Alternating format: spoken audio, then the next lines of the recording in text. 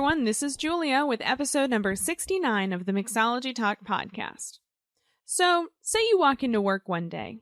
You find out your manager just quit and the sales rep's going to be there in 3 hours. Surprise, you're in charge of buying. What do? Let's talk about it. So there's a lot of ways that you might find yourself suddenly in the role of the buyer. Maybe it's your first shift as a new bar manager, or maybe you got flung in by accident. Either way, here are some tips that are going to make it a little bit easier to get started. Yeah, so for the first one is the first tip is don't make any drastic changes right out of the gate. You know, if it's a program that's working, don't break it. If it ain't broke, don't fix it. Right. So take your time. You know, if you're in this new role, just kind of make it status quo for a while. Just kind of get your feet wet and start to understand your environment. What do your regulars want? If you're a bartender there, you probably already know. But if not, just kind of get acclimated to where you're working and, you know, the clientele that you're serving. And the new perspective that you have. I think as a buyer, you're going to see probably sides of your cocktail program that you wouldn't have seen before. So you may think that as a bartender, you really understand what's going on, but there could be more at play. Right. So just take it easy, get acclimated first, and then slowly start to make changes over time. I know some of the things I've seen in the past is people want to put their impression on a cocktail menu right out of the gate. They get a little hung up on it, and it kind of breaks the machine a little bit. There's training that has to be involved. There's, you know, all these little nuances about bringing new spirits in and changing a program out. You really don't want to start, you know, demoing a beverage program, you know, right out of the gate. So take your time and slowly work your way into it. Well, I think also your regulars and your customers have become accustomed to what they see in your beverage program. So if you make some drastic changes, you make it a little bit of shock on their part too. And you definitely don't want to lose your regulars. Right. Absolutely. So like I said, just take your time. Take it easy. So the second thing is your product mix. Like, what are the products that you're carrying? And there's a couple different philosophies here. So the first philosophy is going deep in a very particular area. It's kind of a weird thing to say, but for example, there's a bar that opened up in San Francisco recently called Whitechapel, and they are known for gin. It is all about the gin at that place. Yeah, and they carry 300 bottles of different types of gin. You know, they don't carry a big selection of bourbon or anything else. I don't even know if they carry bourbon. They are predominantly gin. And that's okay, because that's who they are. And I think that's the key here is it to really understand where your bar sits. Are you a specialty bar that really focuses on one kind of spirit? If so, go deep. Have a really big variety of that kind of spirit. Go and get the obscure stuff. When folks come to your bar, they're going to know that they're coming to a place where they can order stuff they're not going to find just anywhere. Right. So a lot of speakeasies definitely would fall into this category. You know, you go deep on your brown spirits. You got a really great selection of bourbon ryes, brandies, cognacs, you know, those kind of things. And you don't really offer a lot of in a form of vodkas, you know, and other things like that. So just kind of understand what you're trying to offer your guests, and don't really go too far out of that spectrum. Yeah, if you're stocking a bunch of stuff that's really out of line with who your bar is, I would imagine that stuff's not going to move so much, right? Right, exactly. People go there for this one thing or this style of drink. They're not going to venture off that path too much. And likewise, if you have sort of a family bar or, you know, just a local dive bar or something like that, you may not want to go crazy deep on obscure spirits because you're going to have the opposite problem. Right. So a lot of the exact flip side of that is you want to appeal to a broad clientele, right? So you want to have a lot of different spirits out there. You just don't want to go like crazy focused in one particular area because, for one thing, it might not sell. It might not sell, exactly. Yeah. So in this instance, you want to have a good representation of different categories. So, for example, you know, different types of rye. They have different flavor profiles. You want to get something that's a little bit more on, you know, has a good corn influence. So a little bit on a sweeter side. You want to have one that's kind of on a dry side. And many of the times, a lot of the bars that I've worked at, space is a big issue. So you're kind of limited to how many physical bottles you can have on your back bar. So all of these things definitely want to take it in consideration. Now, there's one bar that you just made me think of with this topic, and that is Alembic in San Francisco. Talk about an interesting concept. And their concept absolutely chooses their spirit selection. Yeah, and it may have changed, but from my understanding, it was the only thing they carry is anything that goes through an alembic still. Which is such a sort of specific requirement. I just love it. I think it's great. You go in there and it's definitely not the typical selection you're used to seeing. Right, and I could have it completely wrong, but that was my understanding. It's a great story, even if it's totally wrong. Yeah, if it's totally made up. Yeah, That's totally we should great. just spread rumors about other bars. I think that's a great idea. But I mean, the point is just know your bar and buy accordingly. And also, with that in mind, if you're very limited on space, and this is a suggestion that I had and some thought around with, especially with tequila, you don't want to have a lot of random bottles up there. With tequila, since they go through a couple different age categories, the Blanco, Reposado, and Anejo. If you find one that you really enjoy, kind of go through all three brands. It's just a minor point, but if somebody has a Fortaleza, which is an amazing tequila, and they want to try the other, expressions or the other age requirements, you want to be able to offer that. You don't want to say, oh, you know what, we don't have that, but we have a really great blah, blah, blah tequila. I see. So you don't want a Blanco of one brand and a Reposado of another brand. I mean, technically you could, but it's really concise, and the bottles kind of match up just from an OCD presentation perspective. This is for the OCD spirits buyers out right, there. Exactly. So, try and keep them in the same family when you go through tequila, if possible.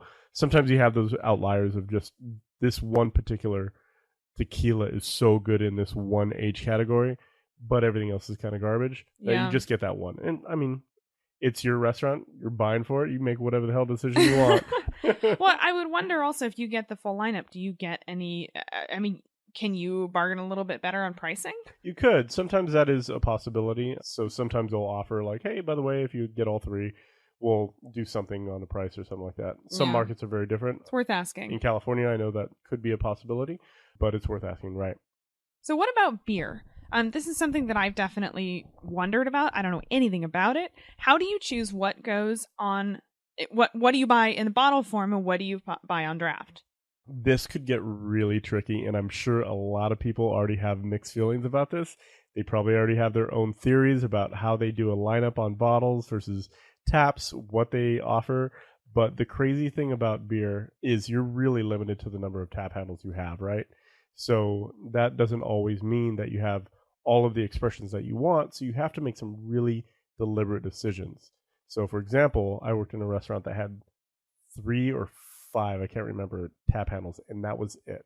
And all of your buying decisions were based off of those 3 to 5. But you had bottles taps as well, right? So then I had to backfill and complement them with bottles. And there's some beer that tastes better in a bottle versus on tap, and vice versa. So it can get really tricky, and it was always one of these head scratcher moments when I had to change a beer out, because with all the different types of beer out there, the different styles, is the West Coast IPA, is an English style IPA, and how does that cross into all these other categories? It could get really tricky. So I'd love to hear other people's I bet there's a lot of philosophies out there on how to make this decision. Right, and conversely, if you have 40 handles, that's a very different decision as well. You probably don't need much in bottles at all. Right. Or, maybe you do. Maybe there's one of the interesting things about beer is not all the craft beer is really accessible on tap either. Oh, good point. So a lot of it can be really hard to find, and you can only get them in bottle. And even worse, you can only get them in large format bottles. Oh, no. So these are all some of the really tricky scenarios for buying beer for either a huge place or a small place. There's a lot of theory into how do you weave a really kind of cohesive beer menu together. Well, and disregarding flavor, let's talk about price for a minute. I can only imagine that you're going to sell more of what's on tap, right? Right. Yeah. So is that typically mean that, well, and I would imagine it's probably cheaper per ounce in a keg format, right? Yeah, it can be. I'll have to look back, but I remember that the price per bottle versus the price per keg was starting to get around the same price. It was about $1 a pour, if I'm not mistaken. But when you start to get into craft, that starts to I'm sure it all goes out the window. All over the place. So it could get really expensive. So to your point, your high moving items, the stuff on draft, the stuff that you're just pouring a ton of, you want to make it an attractive offer both for your customers and for your bottom line. So it just adds to that whole convoluted theory of how you're going to put this beer menu together, and it's a lot of fun and a really challenging aspect sometimes. So you may want to put something that's like a crowd pleaser and something that's going to have a decent margin for you. Right, exactly. On the tap. And that makes sense. Offer a bottle selection and hope you can get them in 12-ounce bottles. Yeah, really. And all of this is assuming, of course, availability. Because if there's a type of craft beer that you can only get, 1 keg per month, that's kind of risky, right? Right, absolutely. As opposed to Blue Moon or something where you're never, ever, ever going to run out. Right. And I mean, this just a whole nother layer of complexity as well is seasonals. Oh, of course. I mean, when the Christmas comes around, everybody has a Christmas beer. The springtime is like, oh, we have this spring type beer. And so it can get really interesting how you do this. One of the things you could do is just a rotating handle. So you could have your 6 beer lineup and your 7th beer is a rotating handle. You just kind of plug in. Like I said, there's all kinds of theories about how to set up a really good beer menu. And I bet a lot of this depends on what we talked about earlier. What kind of bar are you? Exactly. Are you an IPA bar? And all you stock is IPA? In that case, that's great. Go crazy. Right, exactly. So the last portion of this, and probably one of the most important things, is the relationships that you get as the buyer of a restaurant. Yeah, I mean, I think this is something we've definitely talked about before several times. I mean, the hospitality industry is a very, very small world. And the sales reps who walk in the door are some of the best connected people in the industry. I mean, if you think about it, they walk into probably 30 to 40 restaurants. I'm sure it's a lot more than that. Making some week. Assumptions, yeah. Yeah, so, I mean, they know everybody. They hear everything. So be nice to these people. And most of the time, they're really good people. Yeah, I mean, they're going to be walking in the door a lot. You may as well make friends. Right, exactly. They're nice people, too. You don't become a sales rep if you got a rotten personality. Yeah, and you're going to see this person a lot. You're going to go to a different restaurant. They're probably going to move to a different job.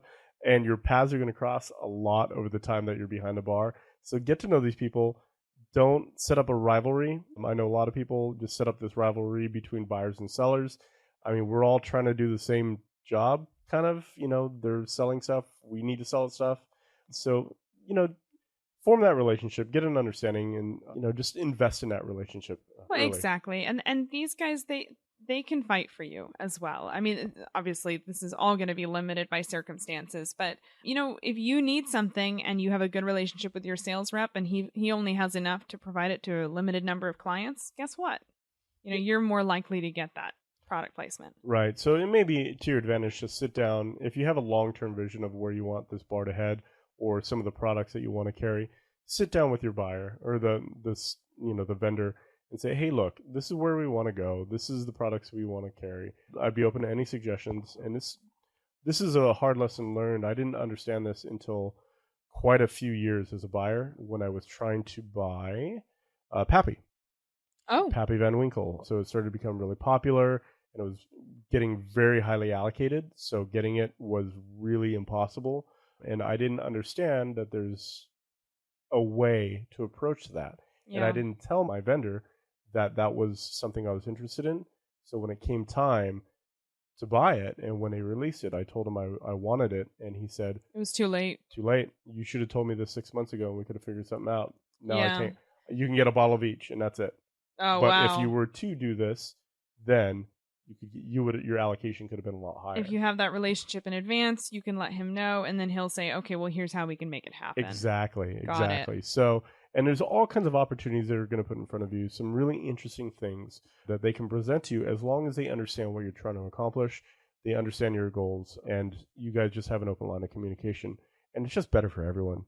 Exactly. I mean, like I said, they're going to be showing up a lot, so have some fun with it. Yeah, so as a mind bender, if you really want to have some fun, and if you're buying a lot of liquid, if you're going through a high volume, ask your vendor about barrel programs.